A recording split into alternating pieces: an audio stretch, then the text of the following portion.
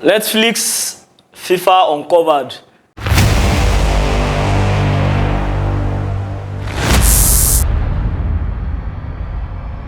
This is basically, they were talking about corruption in the politics surrounding FIFA. The truth is, there is no political body without any form of corruption. But I think for FIFA's case, it was beginning to eat so deep into the system that it was beginning to affect big things as big as the World Cup, hosting. So in this FIFA Uncovered, they try to take us back to the first president of FIFA for us to understand, where they are coming from. Because at the end of the day, you see that half of this documentary was just about Qatar hosting this year's World Cup. So I'm going to run you through some of the highlights of the movie per se, because it was one season, 4 episodes, almost 1 hour each. So that's 4 hours of documentary. They showed FIFA as every other business that starts small, a small scale business. Normally they don't have financial backing and all of that. And then the first president of FIFA, a particular Avalanche decided to become president, and they had an election, and this happened, that happened, Avalanche emerged. Now Avalanche became FIFA's second president. He was there for quite a long time actually. While he was there, he picked up Sepp Blatter to be the Secretary General of FIFA. He picked up Sepp Blatter to help develop football. But Blatter, seeing that there was no money in football, decided to go for sponsorships. He met the likes of Coca-Cola, Adidas and Co. They sponsored football in monetary terms, and then for the likes of Adidas, they gave them balls, boots, all those stuff. Now, this was where Blatter came into the picture. Avalanche brought Blatter into this body, and then he was the Secretary, Avalanche was the president. Now, take that aside for a minute. They showed us the president of CONCACAF, a certain Jack Warner, was a black man, and then he was from Trinidad and Tobago. Trinidad and Tobago, they're not the kind of country that usually qualified for the World Cup. So at a point, they actually qualified.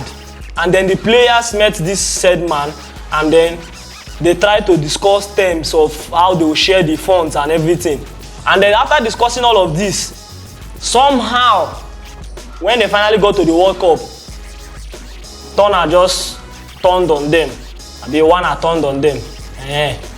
He refused to give them what was, talked about. And some of these players actually played for Trinidad at the time. They were in this documentary. They talked about that stuff. So we can only see that they are showing us the kind of man that Jack is before they even go into the other part of the story. And then he went on to when South Africa put a bid to host the World Cup, and apparently they paid 10 million to Jack. Again, trying to show the kind of person that Jack is. Jack will come into play much later. Now, Sepp Blatter decided that he was no longer going to sit on the sideline. He wanted to run for presidency, and he had evidence of some corrupting that Avalanche did, and then he used it to blackmail Avalanche to drop his power, to step down from being president.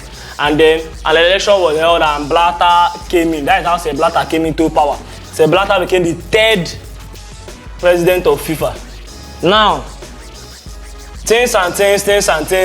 Normally, how they do the World Cup is, if they want to bid for who is going to host 2010 World Cup, if they're doing the bid in 2006, they will just do for only 2010.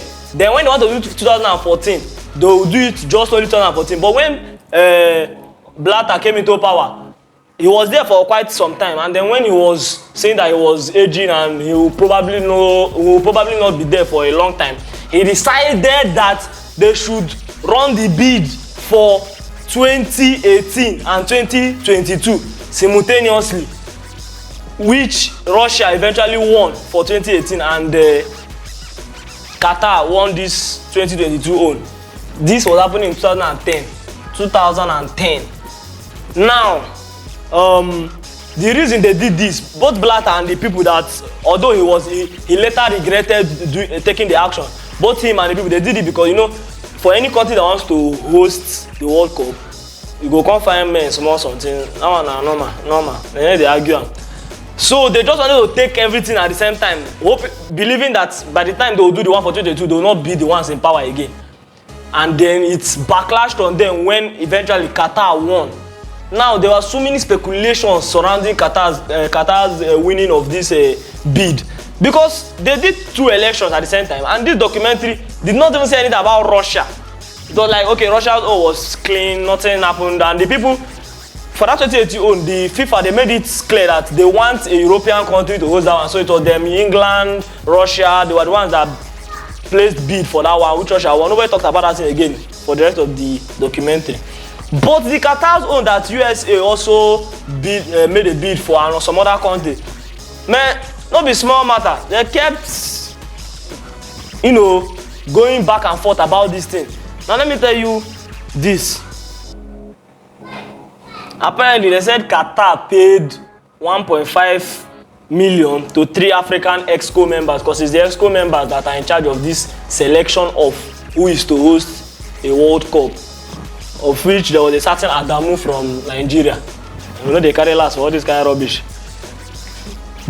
Then again, 2010 and 2011, some Qataris took over PSG and started pouring in big money there. They signed the likes of Ibrahimovic, Cavani. You know, when that time when PSG they hot now they were just pointing all this to the fact that Qatar did something very bad to be able to host that World Cup, because the question was, at the 2010 Qatar was not developed. Qatar was in a very childless country, and they were going up against USA and they still won. The truth, Qatar get their money right from time now, oil money, so it did. But the country was not developed. It be like us now, we get money. We not get money, but we get natural resources, and we dey where we dey, you know, all those kind of stuff. So at the time, Qatar had the money to spend, but their country was not World Cup standard. They had only 3 stadiums in that country. Most of them were not even World Cup standard. Now, the back and forth kept going on between Sepp Blatter and Bin Hammam. Bin Hammam was the president of Asian Confederation of Football. He's also a Qatari. Bin Hammam was in this documentary that is live, that is his current self, and Sepp Blatter was there. An allegation will be placed, Blatter will say, no, it didn't happen. Bin Hammam will say, no, it didn't happen. So all this kept going like a back and forth. Now, keep these 2 people aside. Okay, no, don't keep them aside. Bin Hammam, after Blatter has been in power for long, decided that he wants to run for presidency. And then Blatter knew that, okay, at that point he had stayed too long. He had stayed 3 or 4 tenures, I think. Yet power was still consuming Blatter. He still wanted to remain there. When Bin Hammam said he wanted to run for presidency, they started bringing out all these other things I've told you about, so-called bribery that Qatar did to host the World Cup. And then it went on and went on. Hammam now said he resigned, or he withdrew from the election, which now led to Blatter becoming, you know, staying in power for a 4th consecutive tenure. Blatter was president of FIFA from 1998 to 2015. Check how long that is. That's very long. Now there was a certain Chuck Blazer.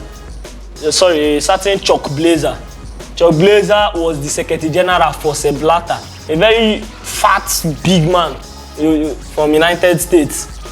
Now, this Blazer had a doing with Jack. Remember Jack? I said you should keep one side. Jack of CONCACAF. They had whatever. It exploded. You know, they caught. You know, I don't know how. I've forgotten how the thing went, but Jack was exposed and he had to resign as president of CONCACAF, and then he now brought out all of Chuck Blazer's bad doings and gave it to the FBI. That is where FBI now came into the whole matter. You know that for the USA, once there's any crime that has to do with their country, they must put head. Eventually, you know those things that we see in the movie now, where they use person as snitch to get person. So this Blazer now was used as a snitch to get the corrupt people in FIFA. FBI gave him an option: either you go for 200 years imprisonment according to all the crimes they put against him, or you become our snitch. Now he became the inside man. He gave them names, all of that, and in 2015 they arrested 12 or more FIFA members, big people for this, not be small men. They arrested them. But in all of this that was happening, Sepp Blatter, nothing concerned and nobody touched him. Nobody touched Sepp Blatter. Sepp Blatter, in that same year that they were arresting all these people, still ran for presidency again and won.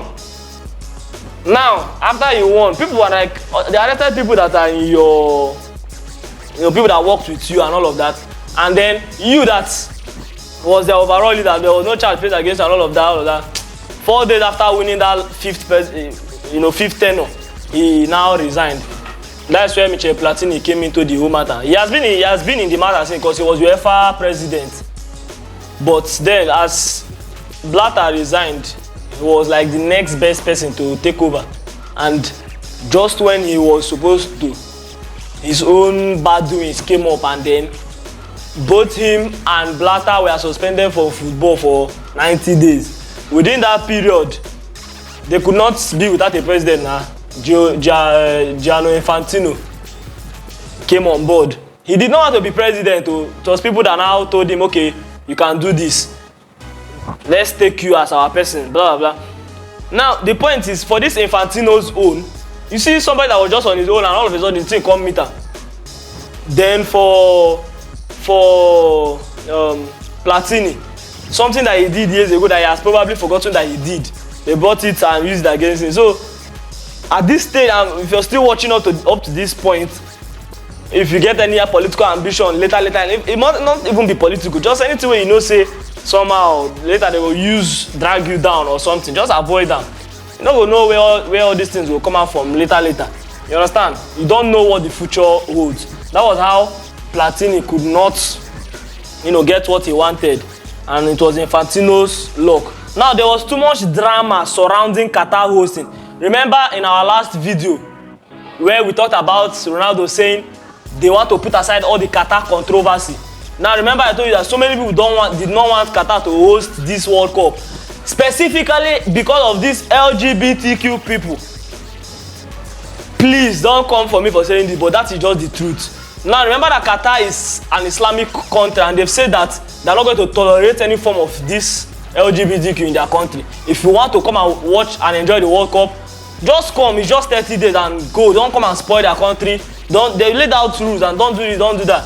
And from the onset, people did not want Qatar to hold this. They even started citing cases of migrant workers that came to help build infrastructures in Qatar dying on site.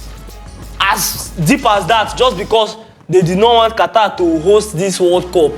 In the end, we are this close. On Sunday, 20th of November, the World Cup will still kick off in Qatar. We can only hope for a peaceful and enjoyable World Cup, because honestly, with the whole controversy, if you watched this uncovered documentary, you would know that